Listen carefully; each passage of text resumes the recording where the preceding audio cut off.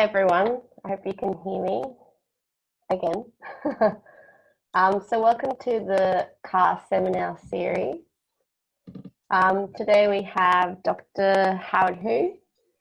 Dr. Hu is the Flora L. Thornton Chair of the Department of Preventative Medicine and Professor of the Keck School of Medicine from the University of Southern California in LA. He is actually a physician epidemiologist who has conducted environmental epidemiology studies on the impacts of pollution in projects all over the world.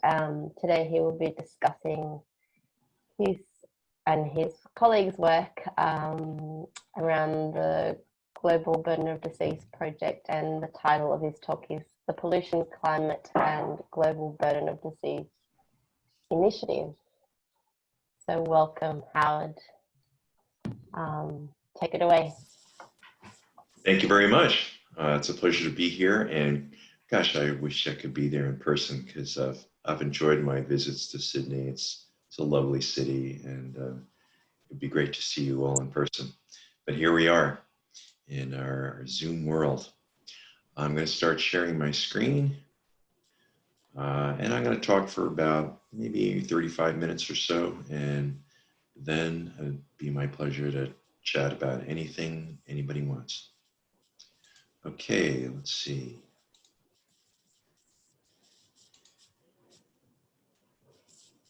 See if we can put this on.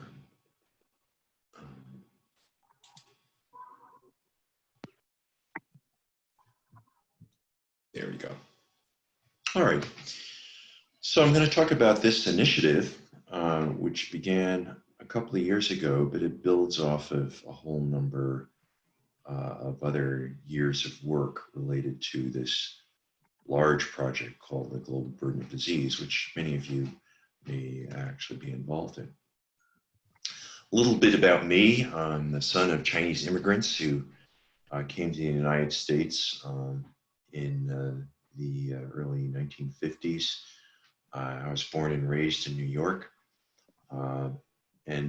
Yes, I trained as a physician and as an epidemiologist, but everybody gets into population health and at least in the US, not in a straight line path. It's all through various odd ways. And my particular way is that when I was young and in college, I was saving up to buy a stereo. And those of us in my generation know that, back then, if you wanted to listen to high fidelity sound, you couldn't just get a pair of earbuds and stick it in your iPhone. You actually had to buy this big, clunky, expensive stereo.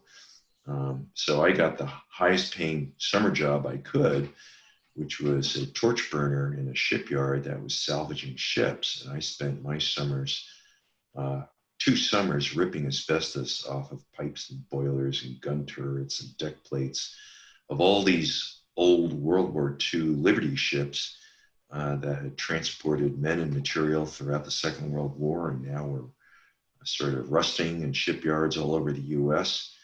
And it wasn't until a few years later, when I was in medical school, I got a letter saying I'd been exposed to asbestos. Come on down for a chest x-ray and lung function test. And while I was sitting there quaking, learning about asbestosis and lung cancer and mesothelioma, my interviewer turned to me and said, well, I heard you were interested in social justice issues, and you'd be interested to know that the corporate physician for John Mansville figured out that asbestos causes lung cancer back in 1937. And then the company chose to suppress that information for the next 35 years. And I said to myself, whoa, this is a really interesting field. And it is.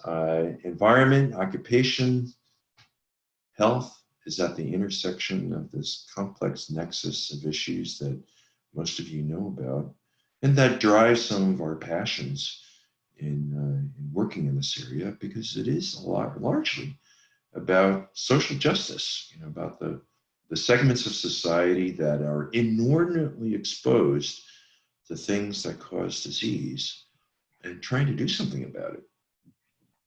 So anyway, I trained in internal medicine, occupational environmental medicine, epidemiology, and spent my initial academic career at Harvard, rose up the ranks, got tenure, got interested in academic leadership, and then had an opportunity to chair a department at Michigan. I was recruited there, and then got recruited to University of Toronto to be the dean of their new public health school. And then went on sabbatical for a couple of years. Had the great pleasure of extending my time on sabbatical. Then got recruited to the University of Southern California. And this is sort of one slide captures my entire career. Again, mostly doing environmental epidemiology studies around the world, trying to figure out the impacts of various pollutants on the development of children based on prenatal exposures and early life exposures, and then the impacts on chronic disease in aging adults. And it's been a great pleasure to work on these projects with the grant support from the U.S. National Institutes of Health. But I've also been involved in this project called the Global Burden of Disease Project. And for those of you who don't know about it, it's the largest scientific collaboration in the world, actually.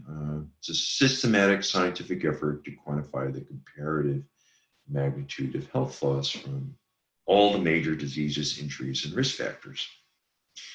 And basically, the reason why the Gates Foundation has plowed so much money into this is because it's standardized metrics for how to measure these kinds of outcomes all over the world. And the goal is to give decision makers the information so that they can make good evidence-based decisions on policy. And it's turned into this comprehensive exercise. 195 countries and territories participate. And for the large countries with over 200 million people, now extending down to about 120 million, the project also tries to do subnational estimates based on states or provinces, whatever other geographic unit that is smaller than a country, encompassing hundreds of diseases and injuries, 84 risk factors, updated annually, et cetera, et cetera. And a lot of the products get published in the very best journals, but there's also many kinds of monographs. And actually, if you explore the website, there's these data visualization tools where you can put in the country of your choice or the risk factor of your choice, the disease of your choice, and instantly get these maps that give you access and display capability for the things that you're interested in from all around the world.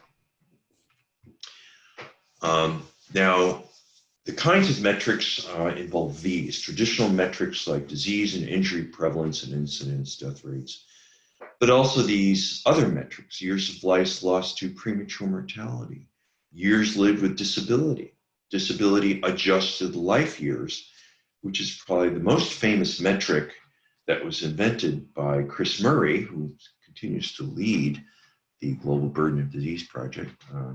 From when he started at Harvard and we were colleagues, he went to WHO, came back to Harvard, and then got recruited to the University of Washington, where all of this is administered out of the Institute for Health Metrics and Evaluation. And then health life expectancy. Disability adjusted life years turns out to be one of the most useful metrics for policymakers because it really says something that's important for the workforce because, for people of working age, for them to suffer from the burden of disease really cuts into your ability and your human capital, which is so important for the planners. And here's some examples of some of the most influential findings and policy impacts. This gives you a sense of the diversity in the spectrum of disability adjusted life years. If you look across these 16 world regions around the world, in terms of what people are suffering from for chronic disease that leads to disability. With some parts of the world, like Central Sub-Saharan Africa, suffering terribly from schistosomiasis and some of the other infectious diseases that remain at play in those parts of the world. And then you shift, of course, to elsewhere in first world countries, and then this large burden of other diseases. But these diseases, the chronic disease from parasitic disease and infectious disease remains still such a huge burden in these regions of the world. And then as another set of examples, here's the most common causes of disability up here on the upper right-hand corner, mapped. And you can see that the number one is lower back pain all over in a lot of the world. But then number two turns out to be major depression.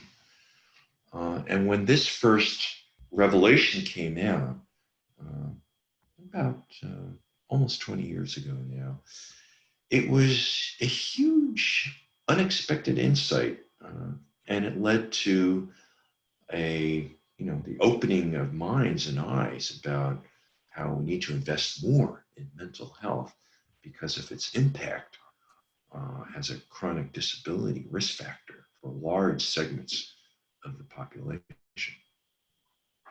And then if we get a little bit more granular on some of these examples in the Middle Eastern region and Northern Africa, we can see how for leading causes of life years lost in 2013, there's these differences in terms of ischemic heart disease, preterm birth complications, etc. Road injuries turns out to be this gigantic cause of life years lost in Iran, which led to major policy changes on leading towards the redesign of roads and policies for speed limits and the design of cars and things like that in Iran. And as I said, a lot of this gets published in leading journals, with Lancet being still the leading preferred publication destination for a lot of these studies. And a lot of it also gets into health economics, which of course is of great interest to the policymakers. Now, I've had the privilege of working on one of the risk factors that's a pollutant in the global burden of disease for the last 20 or so years, which is lead exposure.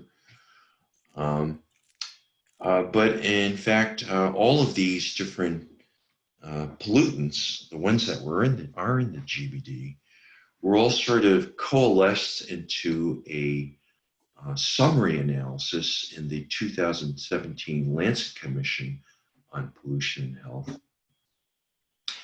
And when it was published, it was kind of an eye-opener because, in fact, what the Lancet Commission was able to communicate was that household air pollution was responsible for almost 3 million deaths per year. Ambient air pollution, as so many of you know, responsible for almost 4 million deaths per year. Polluted water and poor sanitation, responsible for about 1.7 million deaths per year. Polluted soil, chemicals, and heavy metals, not including lead, killing over 1.1 million per year, and lead poisoning itself killing more than 500,000 per year, mostly through its extrapolated impacts on increasing blood pressure and the resulting impacts on cardiovascular disease and stroke. And if you put it all together, pollution killed an estimated 9 million people in 2015, 3 times more than AIDS, tuberculosis, and malaria combined, and 16% of all deaths worldwide. That was an eye-opener. And policymakers kind of opened their eyes and said, gosh, this is really something we do need to attend to. And because ambient air pollution was such a big factor in this footprint of environment, and arguably something that policymakers can do something about relatively quickly. This has led to a cascade of impacts beginning at WHO and the UN, with many nations now turning their attention to sources of air pollution in their home countries and trying to understand what they can do about it. Now, if we look at another metric, pollution was responsible for 268 million disability adjusted life years, 254 million years of life lost. There's all these different metrics in which to explore the impacts of pollution from the Lancet Commission's work. And then if you try to compare this with all these other risk factors, not just AIDS, tuberculosis, and malaria, you can see that total pollution impacts are still large and even dwarfing those of tobacco. Of course, when one looks at the map, one can appreciate what one can suspect, which is that the greatest number of deaths from pollution as a percent of total deaths is highest in our low and middle income country collaborators and partners all over sub-Saharan Africa and Asia and South Asia in particular, but also in other parts of the world. And of course, we know this because we, in the population health and public health space, have been teaching that this is all part of the epidemiologic transition for decades, as the traditional burden of disease from nutrition and infectious disease declines. Pollution is part of the all modern risk factors. But now to disentangle pollution from simply diet and sedentary lifestyles and things like that is part of what this initiative is all about. And we can also appreciate that the main drivers of the pollutant-driven burden of disease is urbanization, globalization of the world's industries, products, wastes is all part of it, and motor vehicles. Now, the reality is that these estimates are conservative. We're only talking about what the Commission was able to look at for the risk factors that are currently in the global burden of disease, which is namely outdoor air pollution, indoor air pollution, lead, radon, and that's it. We haven't been able to include anything else. How about mercury? How about arsenic? How about pesticides? How about flame retardants? And all the other things that those of us in the environmental health space and now have been studying for years. And that is the focus of the Pollution and Climate Initiative. On top of that, we're in the middle of a pandemic. You all know it. We're all living it every day. And as it turns out, that there are probably all sorts of interactions between COVID and environmental risk factors that we have to worry about. This interesting systematic review and conceptual paper that just came out recently. Oh, I'm sorry, I didn't have the citation up here, but I think it was the International Journal of Environmental Health and Public Health. Clearly noted, the worrisome aspects of how things like air pollution can increase and accelerate the inflammatory reaction to COVID infection that would make what could be an innocent infection turn into the much worse outcomes of the pandemic that we all read about in the papers every day. And then my particular research team actually is very interested in this and are exploring this hypothesis that environmental cadmium exposure, which unfortunately is increasing with the pollution associated with the cadmium battery industry and other industries. We did this analysis in NHANES, which most of you know is the National Health and Nutrition Examination Survey, large representative US population database with archived samples that we use to assess cadmium burden in these participants. And we found that the creatinine-corrected urinary cadmium burden was a strong determinant of the burden of mortality from influenza, mostly from pneumonia.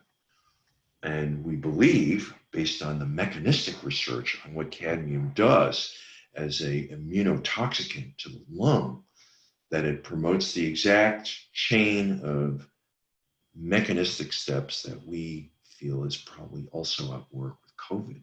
So this is a hypothesis that also needs to be explored among others related to pollution COVID interactions.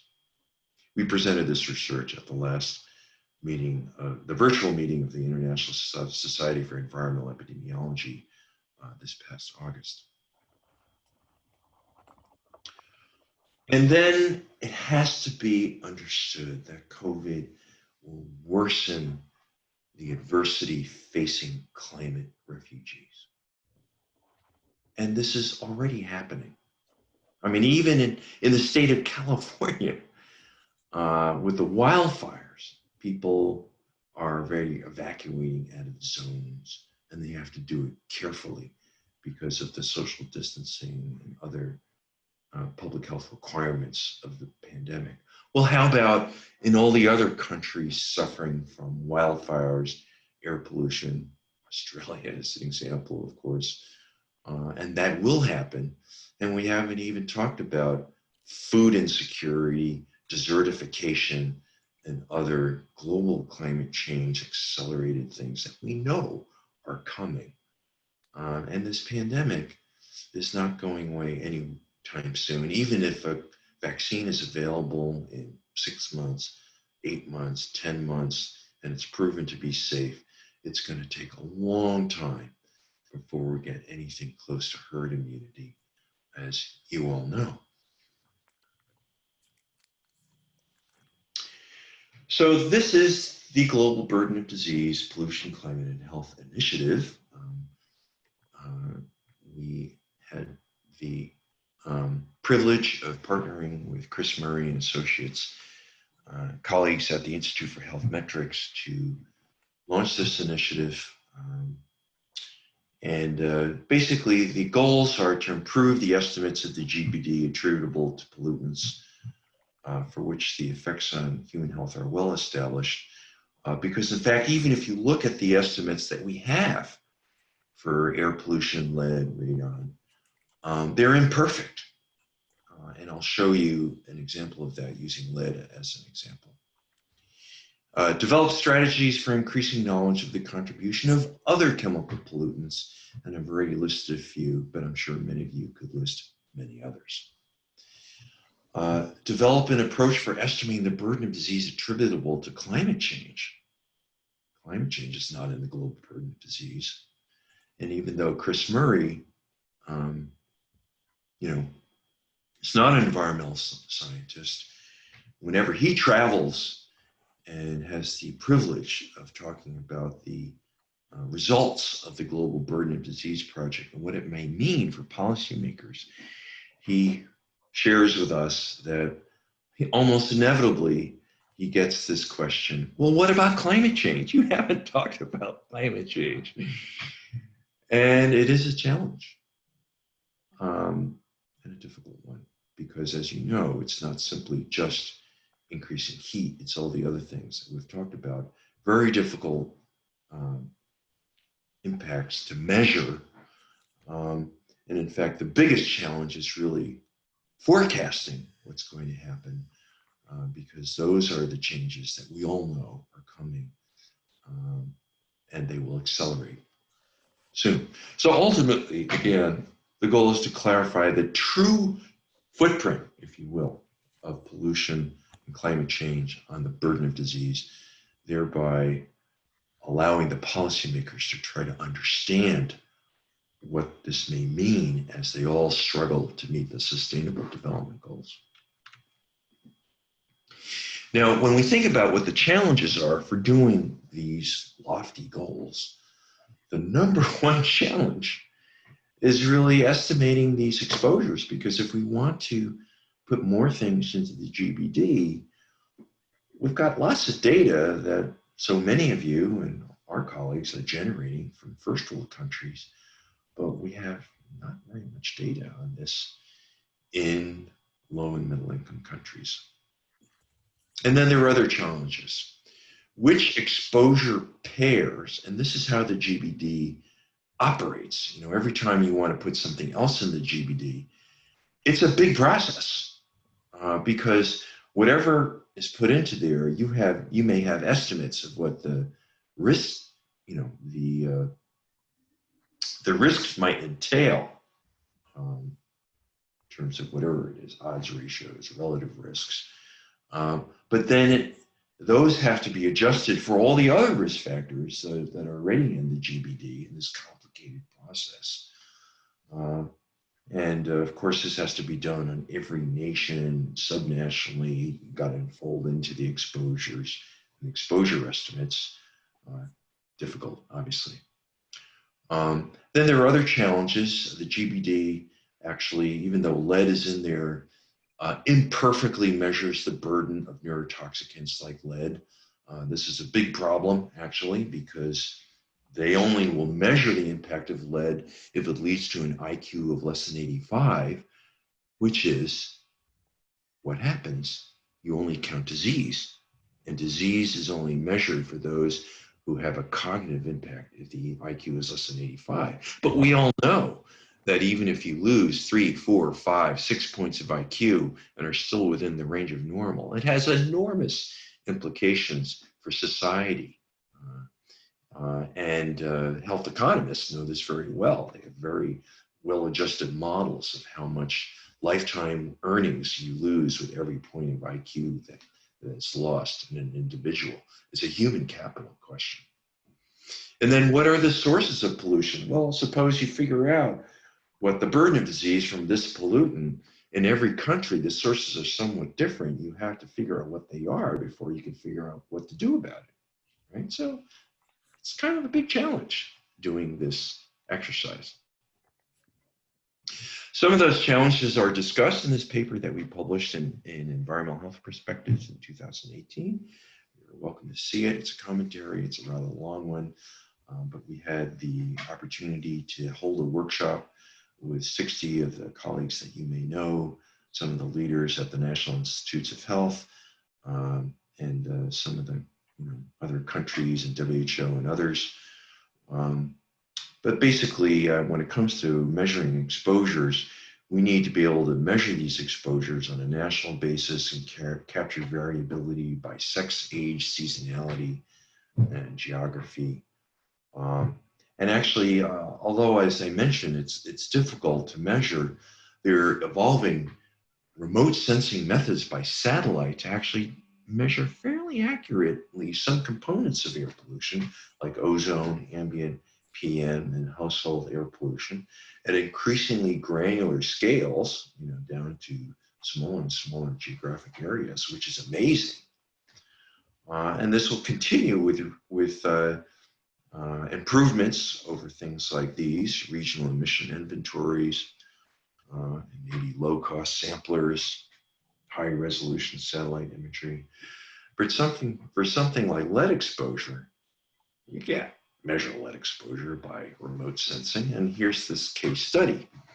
So when we try to understand how good the GBD estimates are for lead exposure, we have to accommodate the fact that lead exposure, in fact, is extrapolated for most countries that have no data, and they do it by a complicated algorithm that based on the fact that most lead exposure in most countries came from the combustion of leaded gasoline, and the deposition of lead oxide in soils and its entrainment into the food system gives you some ability to model what the exposures might be based on what we know about absorption and entrainment of dust into air, and et cetera, et cetera. But obviously it's quite crude.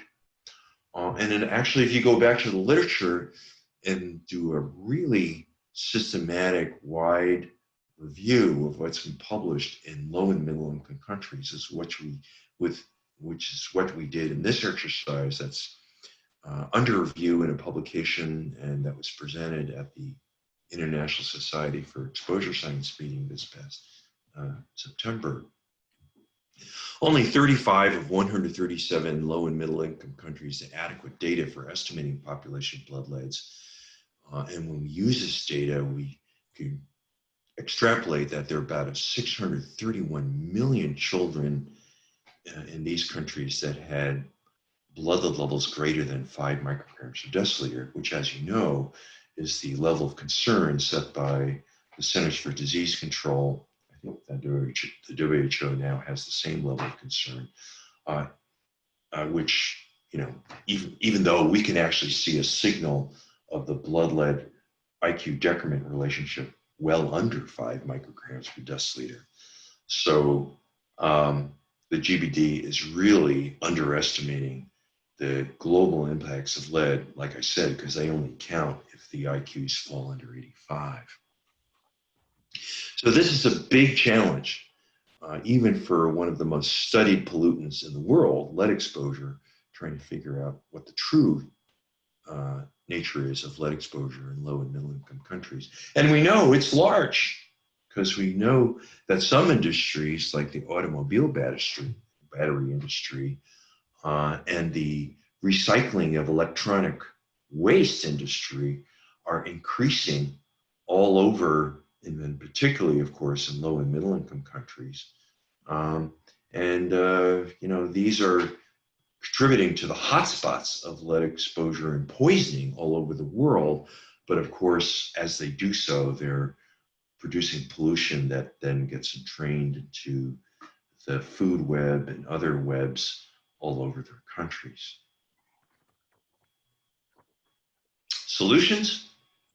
Well, what I'd like to pose in this venue, and that I have the privilege of talking about whenever I talk about this initiative, is that this is really a call for those of us who are working in this space to work together.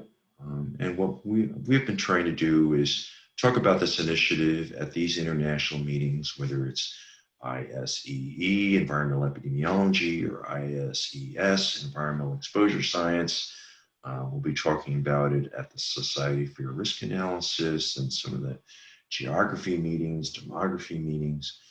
But we would like to partner with scientists all over the world, particularly in low and middle income countries, and share methodology, approaches, data, and ways that we can really get a better handle on things like pollutants.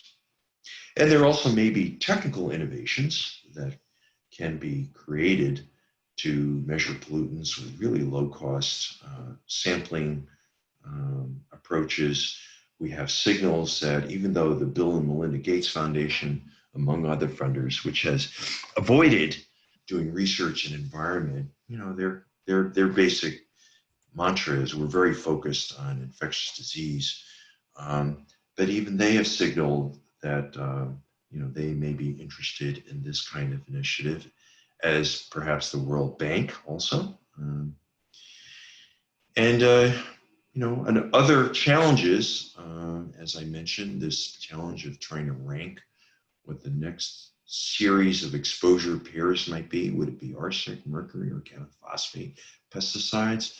Well, we already have some sense of what the global pollutants are that are really widely distributed. And we certainly know a lot about what their toxicity is like based on the research we've conducted, mostly in high-income countries. So we can do a crude kind of ranking of what most important exposure pairs might be, that exposure outcome pairs, whether it's cancer, cardiovascular disease, neurodevelopment, etc. And this is part of what this initiative would like to do with folks like you. And there's lots of also interest in looking at these high production pollutants, which may not have global distribution right now, but the manufacturing and the global trade in these things is accelerating so fast, and the evidence emerging regarding their toxicity, particularly with regards to things like endocrine disruption, is also accelerating so fast that we may not want to wait until there's global distribution.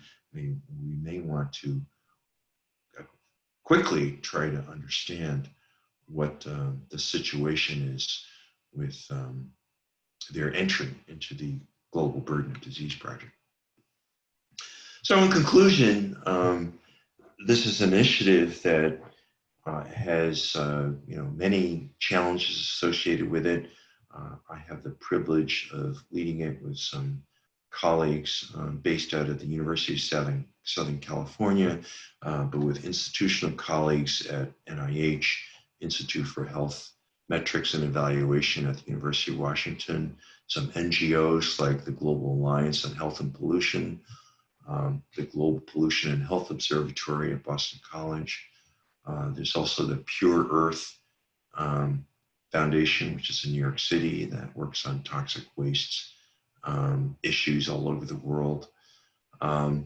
This is a long-term project, but I think the bottom line is that it will be important as we all try to move towards a more sustainable world. Anyway, thank you very much, and I'm happy to take questions. Look, it's Jeff Morgan here. I'm sorry that I was a little bit late for the start of this. Anna linked in to do the introductions, but that was a fantastic presentation, Dr. Hu. Thank you very much for that. It was great to go through the full scope of the global burden of disease, so and the work you've been doing and the plans for the future.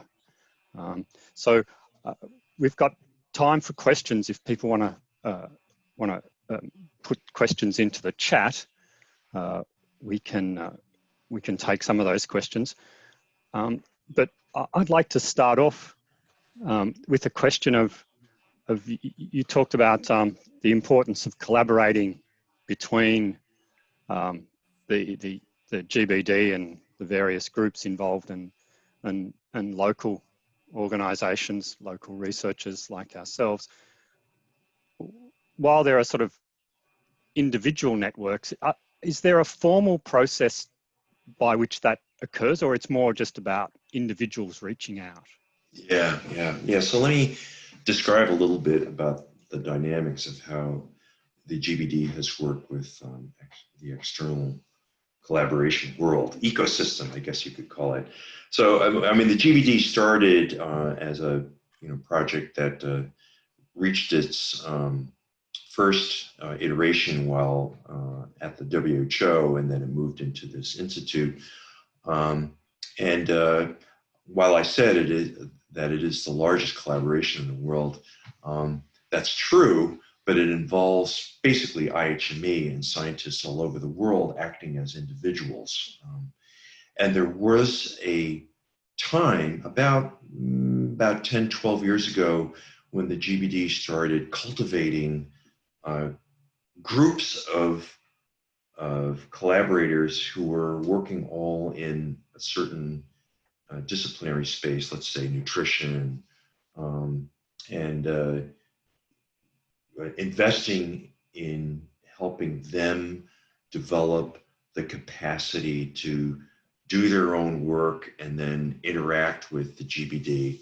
But it didn't work very well. And they ended up enfolding some of those experts into IHME itself and going back to the organizational structure of everything coming out of IHME with all these individual collaborations. And IHME is huge. I mean, there's over 320 people in the Institute, a whole bunch of scientists who have faculty appointments at the University of Washington. Now, what's interesting is that when this initiative began, the GBD Pollution and Health Initiative began, the thinking of myself and some of my colleagues in the environmental health world from the outset is actually, we will have a collaboration with the GBD to do what they need done to get this into the GBD. But this initiative is much more than just the GBD. We're going to establish our own entity, establish our own sustainability and our own roadmap of things that we want to do. And part of it will be working with the GBD, but will be separate. And that's the way we're going to be pursuing our agenda going forward. And there's several reasons for that. First of all, one of them is that, as I mentioned, the GBD has a pretty set methodology, and it's quite rigid, to be honest. So the stuff that I mentioned about neurotoxicity and their inability to measure the full impact of neurotoxicants, they have no intention of sort of all of a sudden jettisoning their way of measuring, the impact of lead as a neurotoxicant to do something broader, because, from their point of view, that's the way they've done it. They'd have to change the way they do everything else for other things that impact on cognition and dementia and all these other things. And they just weren't willing to go there. And it's just too crazy. Whereas our feeling is, well, okay, you're not going to go there, but we obviously have to go there because society has to go there, right? I mean, so many of these low and middle income countries are trying to get into the knowledge economy, and their policy planners are very sensitive to what's going to rob their youngest generation of IQ points, right? And that's what we hear all the time. So, we have it's important for this to be outside of the GBD so we can do some of our own work while we still work with GBD on various aspects of the methodology. And we can certainly use their mapping tools to actually look at IQ loss around the world. They're willing to share their tools with us. It's just that it's not going to be officially part of the GBD. So that's basically what we're doing as a community of scholars in environmental health. And all this stuff about measuring exposures around the world, they don't care how it's done. They just want the data. And of course, we're going to have to figure out how to do it. It's not an easy thing. Does that answer your question more or less, Jeff? You're on mute, Jeff. I think it does. I think we reach out to groups like you've talked about in this project, not necessarily the GBD itself, but to the sort of groups that work closely with them, and develop those collaborations over time. Right, and let me be more fulsome. The GBD does have a unit now led by Mike Brower, who many of you know. I mean, he's just a world expert in air pollution. So now he has an appointment that's split between the University of British Columbia and the University of Washington. And he's coordinating all the work on the existing things that are in the GBD, the things that I mentioned. And then, he's our main point of contact as we figure out how our initiative separately figures out how best to, start teeing up things to go into the whole GBD machinery going forward. I'm sure we'll be following up a few of those strands after this meeting. So thanks very much for that. A few people have asked, Howard, if you could stop sharing your screen so that we can see you live and large on the screen in Zoom. All right. There's another question here by Dr. Michael Abramson from CAR. Many of us in Australia and elsewhere in the world have been appalled by the move away from evidence-based policy and rolling back of environmental protection by the current US administration. What are you and your colleagues doing about it? And what could we contribute? Pray for us. Pray for us.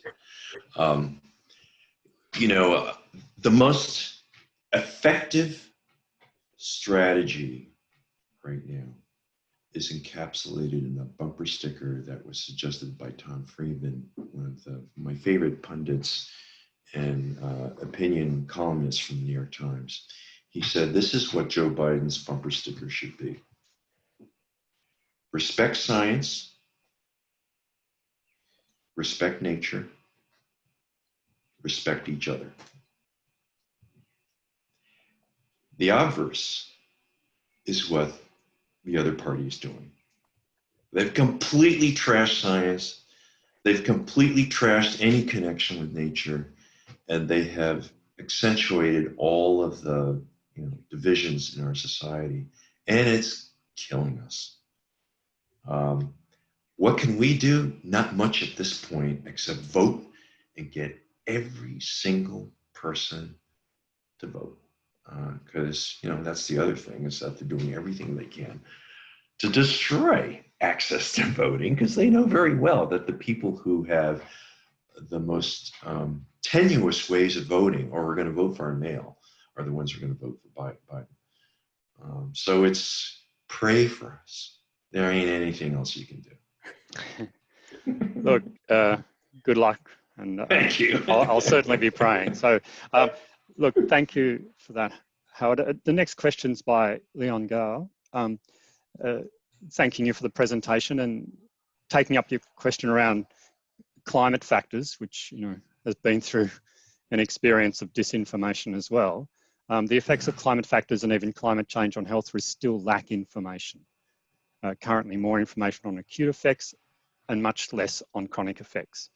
Yeah. What will the GBD and groups like yours plan to do to address these problems? Yeah. Well, GBD is already taking some steps to address climate change, including the chronic effects. One of them is that they now have a project that's almost ready to go live on temperature. And they, as you can imagine, there's very good data on temperature around the world, and lots of great epi studies. And one of the interesting revelations is that the biggest mortality that they can now see in this comparative analysis is from cold extremes rather than heat extremes. And that's probably because, most of the folks who are being subject to heat extremes are in areas that are already subject to hot climates, and acclimatization has occurred. Whereas, as you know, climate change is all about climate variability. There are whole regions of the world which are not used to cold, all of a sudden experiencing cold, and there hasn't been acclimatization. And boom, you can see these big spikes in mortality from whatever, cardiovascular disease, or mortality, or simply cold-related hypothermic deaths, etc. So that's kind of interesting. Another aspect of climate change that's getting teed up is NOx, nitrogen oxides. And our colleague, Susan Annenberg at George Washington University, has done a really great sort of initial global analysis that's now being used as a model for how we can get this into the GBD. But, as you know, these are only just single components of what this will look like. The big challenge, of course, will be the other things like food insecurity. And there is a initiative. In fact, this is something else that folks can really get involved in. That is GBD forecasting. Right now the GBD is all about telling us what we're dying of as of last year or 2 years ago. They're working hard to develop these forecasting tools, and they published their first go at it last year in Lancet, forecasting for the things that are currently in the GBD, and looking at a comparative analysis of where we'll be in 15, 20, 25 years for countries around the world. It's pretty interesting. Just, PubMed, or do a lit search for forecast and global burden of disease and Lancet, and you'll find it. And that arguably is probably the most important exercise for the climate folks to join in, and to bring your skills on climate and health and try to figure out how to get climate stuff into the forecasting initiative at the GBD. because as we all know, currently, WHO estimates what, 150,000, 200,000 people dying related to climate-related change. That's nothing compared to what it's going to be in 10 or 20 years, right? That's really the big one. Yeah, it's sobering. Thank you. That's very helpful.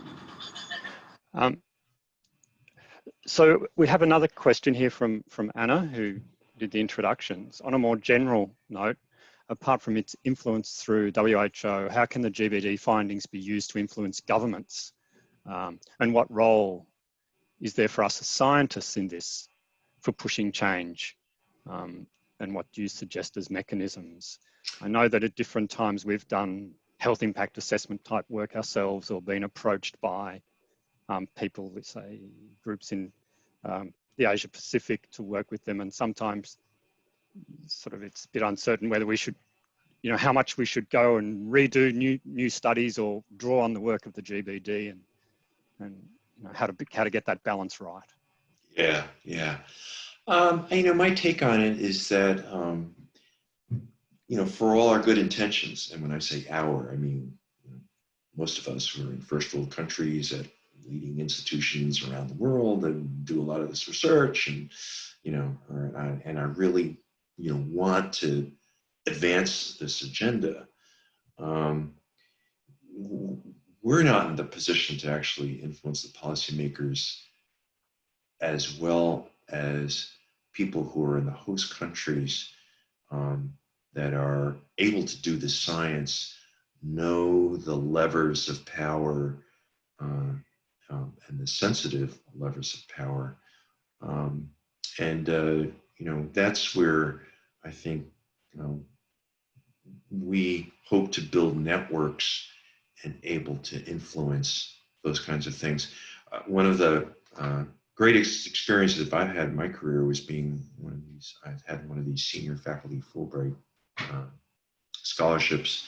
Went to India in 2000 for 6 months and developed a collaboration and did all this great research with my colleague, Kalpana Balakrishnan. Many of you may know her. She's in Chennai at the Sri Ramachandra University.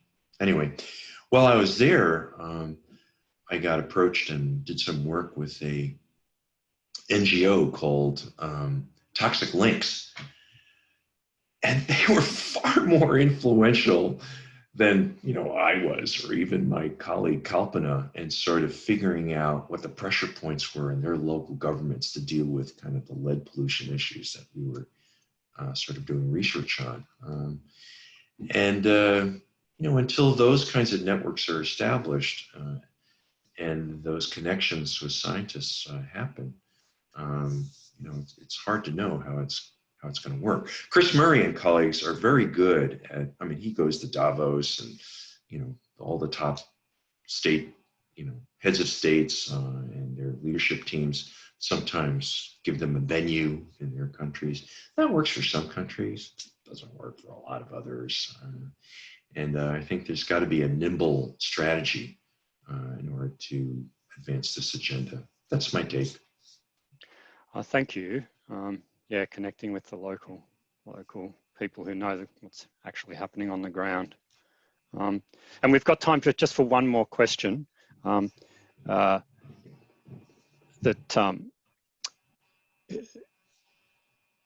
in Australia, in terms of population biomonitoring and of pollutants and biomarkers, we tend to think that we're in the low exposure settings of these ranges. Would you argue that we should do more work around monitoring to help out the GBD somehow? Yeah, I think that if you're in Australia and you're in the US, we're pretty lucky. With a few exceptions, there's a few things that we worry about, like flame retardants and phthalates that are creeping up on the toxicity radar, and we keep worrying about it when we look at the EPI studies, and they're still being produced in high volumes. But the biomonitoring piece, I think, is an important one in relation to what we talked about, which is, how do you measure exposures in low and middle income countries. I personally am an advocate for building collaborations with people who work in maternity hospitals. Why? It's because, first of all, women give birth from every sector of society. So women who give birth are not a perfect, but a decent representative sample of the general population, whether it's urban or rural or something else. Second of all, umbilical cord blood all over the world just gets thrown out. I mean, no one cares. When you cut the cord, there's lots of blood in there and it's gone. So it's not that hard to develop a collaboration in which you say, save that cord specimen or dump it into a tube. I'll provide you the tube, stick it in the fridge, and I'll collect it once a week. And that's an easy way to get biological samples. And also you get it by the IRB because it's considered a discarded human tissue sample, so no one cares, right? And in my view, that's a wonderful resource and way of getting sample that could then be turned into this kind of use. I think there's various nimble strategies, I guess, to get at the biomonitoring challenge, which is so important for the pollutants that you can't measure with remote sensing. If we can develop those partnerships and those kinds of little projects, I think we'll make progress. It's a good note to end on. So, look, thank you very much. I'd like everyone to join with me thanking Dr. Howard Hu, the Flora L. Thornton Chair of the Department of Preventive Medicine, and the Professor at the Keck School of Medicine, University of Southern California, Los Angeles. Thanks for joining us. Thanks for hosting me, Jeff. And it's great to see many of you colleagues. I hope to see you in person sometime in a not too distant future. Thank you very much. Thank you. Goodbye, everyone. Thank you. Bye.